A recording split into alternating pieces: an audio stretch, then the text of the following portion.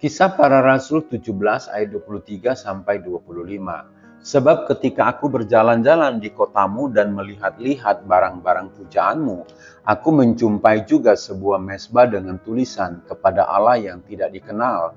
Apa yang kamu sembah tanpa mengenalnya, itulah yang kuberitakan kepada kamu. Allah yang telah menjadikan bumi dan segala isinya. Ia yang adalah Tuhan atas langit dan bumi, tidak diam dalam kuil-kuil buatan tangan manusia, dan juga tidak dilayani oleh tangan manusia, seolah-olah ia kekurangan apa-apa, karena dialah yang memberikan hidup dan nafas dan segala sesuatu kepada semua orang. Memberitakan Allah yang benar.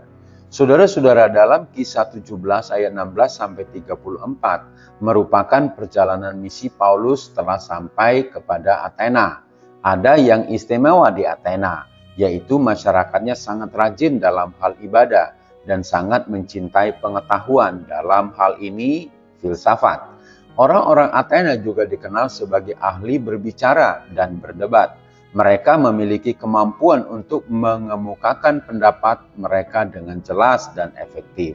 Saudara-saudara, karena kelebihan-kelebihan di atas, maka orang-orang Athena dikenal sebagai bangsa yang memiliki rasa superioritas yang besar terhadap bangsa lain.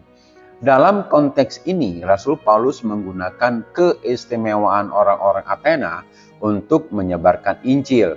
Ia mengemukakan bahasa dan konsep-konsep filsafat yang familiar bagi orang-orang Athena untuk menjelaskan tentang Yesus Kristus dan kerajaan Allah. Misalnya, Paulus menyinggung soal ibadah orang-orang Athena.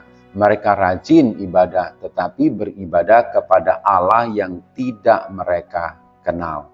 Dalam budaya Athena, penyembahan kepada Allah yang tidak dikenal ini merupakan bagian dari tradisi politeisme, menyembah banyak dewa-dewi, namun hormat terhadap kekuatan yang lebih tinggi walaupun tidak dapat mereka kenali. Rasul Paulus menggunakan inskripsi ini sebagai kesempatan untuk menyampaikan pesan Injil. Ia menjelaskan bahwa Allah yang tidak dikenal itu sebenarnya adalah Allah yang telah menciptakan langit dan bumi, dan yang telah memperkenalkan diri dengan mengutus Yesus Kristus sebagai juru selamat. Saudara-saudara, lihatlah di sekelilingmu, banyak yang tekun dalam beribadah, bahkan rela berkorban demi agamanya, namun mereka belum mengenal Allah yang benar. Sudah waktunya kita memperkenalkan Allah yang benar, yaitu Tuhan Yesus Kristus. Yesus berkata, "Akulah jalan dan kebenaran dan hidup." H.O.R. Ministry.